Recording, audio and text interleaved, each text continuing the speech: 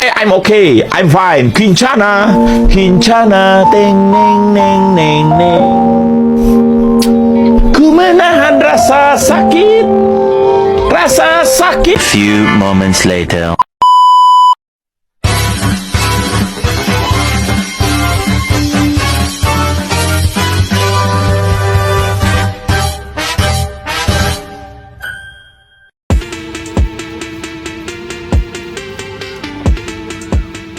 Kelompok kami yang beranggotakan 5 orang yaitu Hani Sri Wulandari,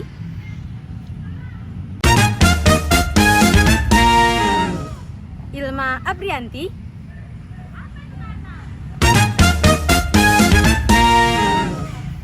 saya sendiri Marsha Dewi Anita Zahra, kemudian Muhammad Arul Arsyad,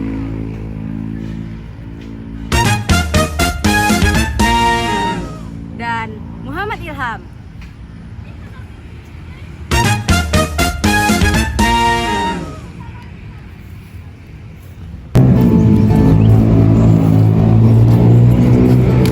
Kak, adanya tuh kak.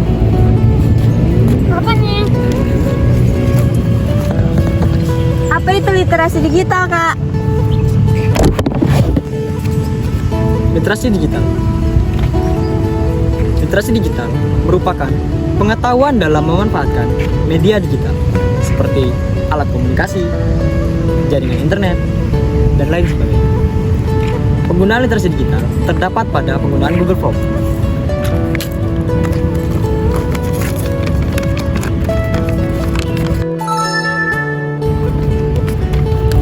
Google Form. Google Form atau Google Formulir adalah layanan yang diciptakan Google untuk membuat dokumen atau formulir secara online. Google Formulir ini memungkinkan kita untuk membuat formulir secara online, mengumpulkan data, serta menganalisis data tersebut.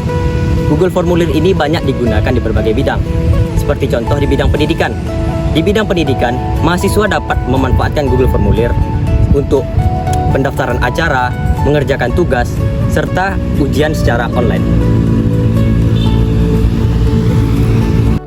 Baiklah, selanjutnya adalah sesi penjelasan dan penggunaan dari Google Form.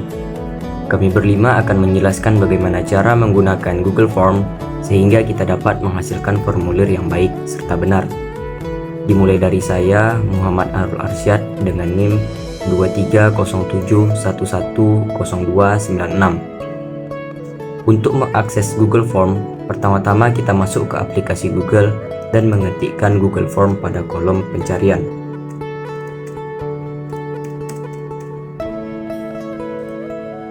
Jika sudah, pilihlah yang paling atas yaitu Google Form Sign In. Kita sudah masuk ke laman web Google Form, lalu pilih formulir kosong terlebih dahulu. Pada formulir ini banyak sekali yang dapat kita jelaskan, ya dimulai dari atas ini. Pada bagian yang paling atas ini terdapat 3 menu utama, yaitu menu pertanyaan, menu jawaban, dan menu setelan.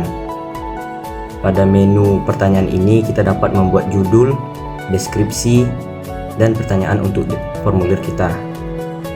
Di sebelahnya ada menu jawaban. Pada menu ini kita dapat melihat jawaban yang dijawab oleh para responden. Editor bisa mengatur apakah responden dapat menjawab formulir lagi atau tidak dan menyertakan pesan untuk responden pada bagian menerima jawaban. Di atasnya ada menu lihat di spreadsheet. Pada menu ini kita dapat melihat siapa saja yang mengisi formulir kita, waktu pengiriman, serta jawaban yang berbentuk file Excel.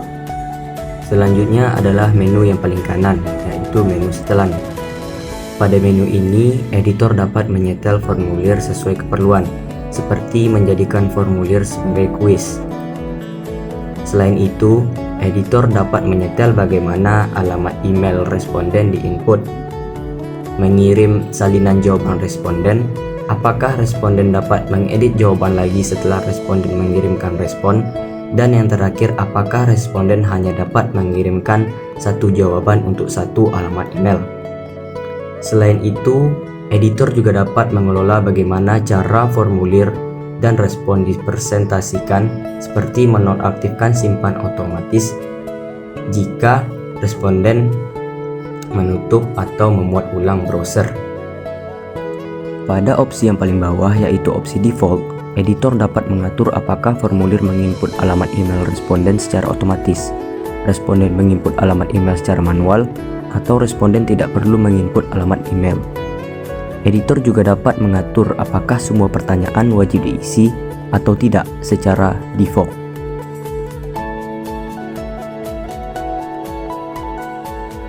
Baiklah, selanjutnya saya Muhammad Ilham dengan NIM 2307111509 akan melanjutkan penjelasannya. Pada logo ini, kita dapat memindahkan lokasi formulir kita. Lalu di sebelahnya ada logo bintang. Logo ini merupakan penanda untuk formulir kita di penyimpanan Google Drive. Tujuannya agar kita tidak kehilangan file-file yang merupakan file penting. Sedangkan pada logo ini, kita dapat menyesuaikan tema dari formulir yang akan kita buat. Kita dapat mengubah font dari judul, pertanyaan, dan teks. Selain merubah font, kita dapat juga mengubah ukurannya sesuai kebutuhan kita. Bagian header ini memungkinkan kita untuk mengupload foto untuk cover formulir kita. Selain itu, kita dapat juga mengubah warna cover serta latar belakang formulir kita. Lanjut, pada logo berbentuk mata ini merupakan menu perhatiin jauh. Ini memungkinkan kita mengerjakan formulir serta melihat apa yang nanti dilihat oleh responden. Kita dapat meminimalisir kesalahan atau kekeliruan yang akan responder kerjakan sebelum mengirimkan formulir tersebut. Di sebelahnya ada menu undo yang berfungsi untuk mengembalikan perintah atau kesalahan.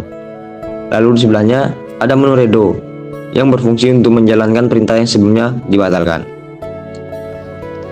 Selanjutnya saya Ilma Prianti dengan NIM 2307110297. Saya akan menjelaskan fitur-fitur yang tersedia pada Google Form ini. Pada logo titik 3, ini merupakan fitur lainnya pada Google Form. Kita dapat membuat salinan dari formulir ini serta menyimpannya. Editor dapat memindah formulir yang salah ke tempat sampah pada Google Drive, mendapatkan link jika kita sudah mengisi formulir, mencetak formulir kita pada printer, menambah kolaborator yang memungkinkan formulir kita dapat diedit oleh banyak orang, menghubungkan formulir ke aplikasi pihak ketiga, dan yang paling penting adalah pintasan atau bantuan pada keyboard. Ini penting untuk pemula untuk memahami pintasan atau shortcut pada keyboard yang memudahkan mengerjakan suatu formulir. Lalu di sebelah kanannya ada menu kirim.